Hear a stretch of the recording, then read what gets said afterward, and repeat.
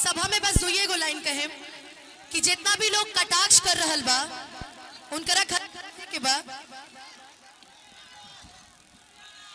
कि हमरा रही ते तू इने कर उखाड़ ले बाका, हमरा रही ते तू इने कर उखाड़ ले बाका, उखाड़ ले बाका, ज्यादा भाषण बाजी कही के बिगाड़ ले बाका।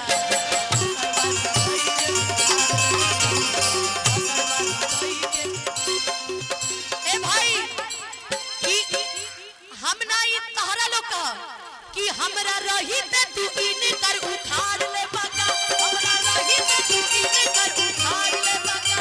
उखाड़ ले बाका। और का के कहले बा नचनिया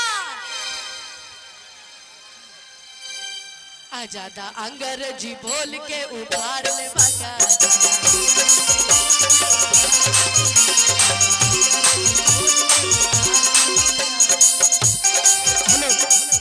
हेलो,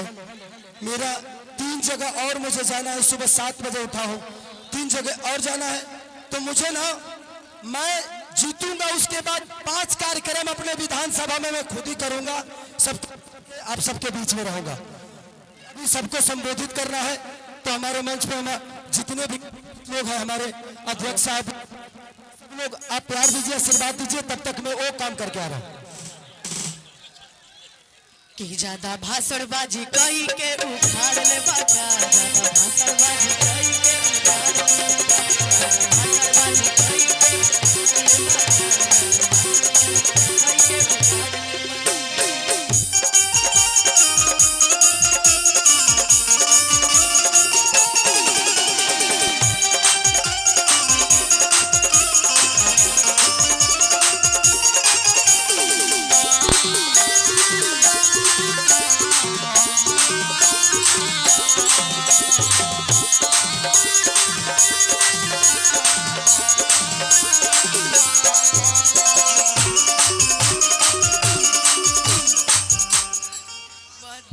भैया प्रोग्राम चलने दीजिए,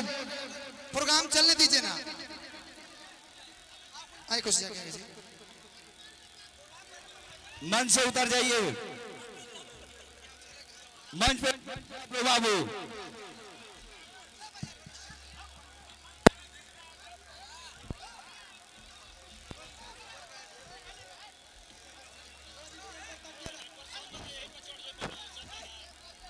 चलिए बैठिए, चलिए चलिए चलिए।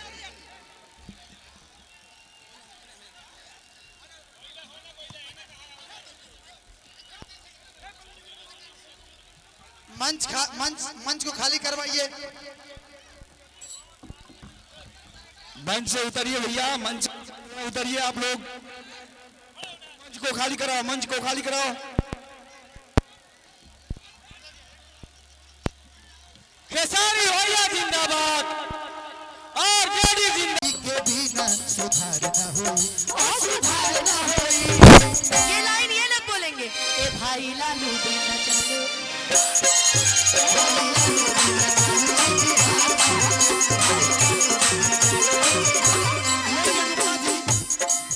आज सबसे ज्यादा शिक्षा के मॉडल जाता, सत्ता के आगे में जादल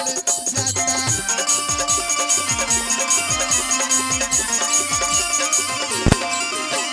सबसे ज्यादा शिक्षा के मॉडल जाता, सत्ता के आगे में जादल जाता।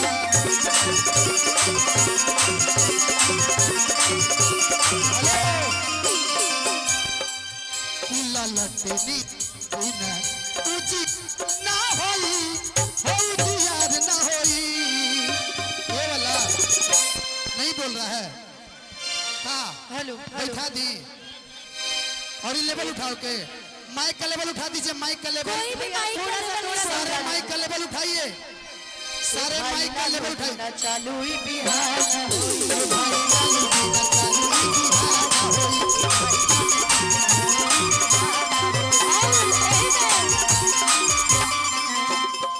भैया तेजस्वी कर कि बाप न झुकले तब न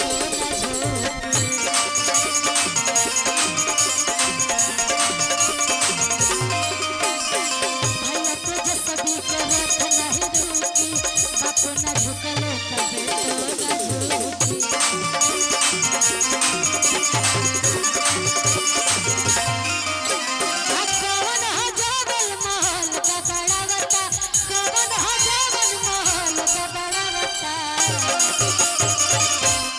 आला लटन के अजरई बतावता अरे जे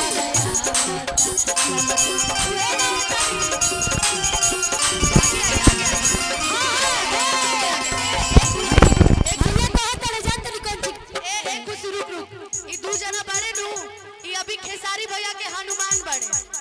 ठीक बा यही से कहा के बा इनकरा इनकरा के तरफ से कहे के बा कि हमरा रही त तू उनकर उठार ले बाका हमरा रही त तू उनकर उठार ले बाका उठार ले बाका अंग्रेजी बोल के तू ना अंग्रेजी बोलिए लोग ना आ ज्यादा भाषणबाजी कोई के बिगाड़ ले बाका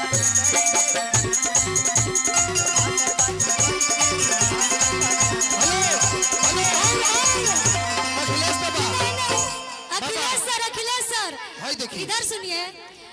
भैया तेजस्वी के रथ नहीं रुकी बाप न झुकले तब बेटो न झुके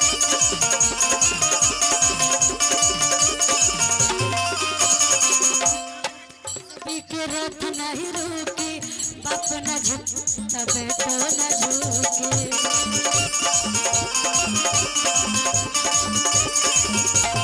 कौन है जवन महल का बड़ा कौन है जवन महल का बड़ा लमकन के अजरई बतावता अरे जग सरकार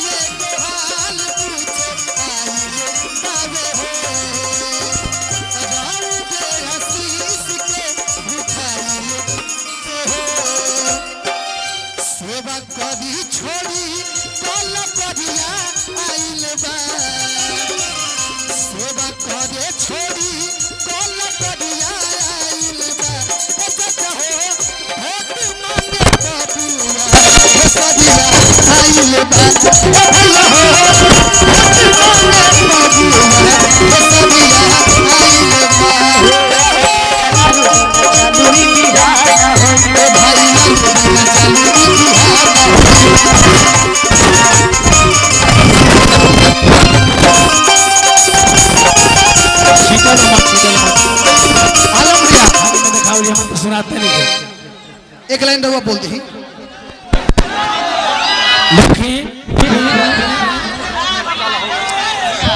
हेलो हेलो आप लोग के पता बा कि 4 बजे तक के परमिशन रहे आप लोग आलम भैया हम सबकी जान है और इनके घर पे सारे कलाकार आ रहे हैं ये आलम राज ऐसा व्यक्ति है कि 15 साल से 12 साल से खेसारी लाल यादव का छोटा भाई बन गया है तो हमें अपने घर में गाने का काम नहीं करना है हमें अपने घर में बाहरी को बुला के गवाना है आप लोग के लिए एंटरटेन के लिए हम तो हमेशा अवेलेबल है छपरा में चुनाव जीतैला के बाद तू लोग चौकी पर बैठ के भैया का यहाँ हम बजाई ठीक बा तो रोज कार्यक्रम में रोज भोजपुरी के बड़का बड़का स्टार है यहाँ आप लोग 2 नंबर पे शत्रुघ्न यादव आई खेसारी भैया के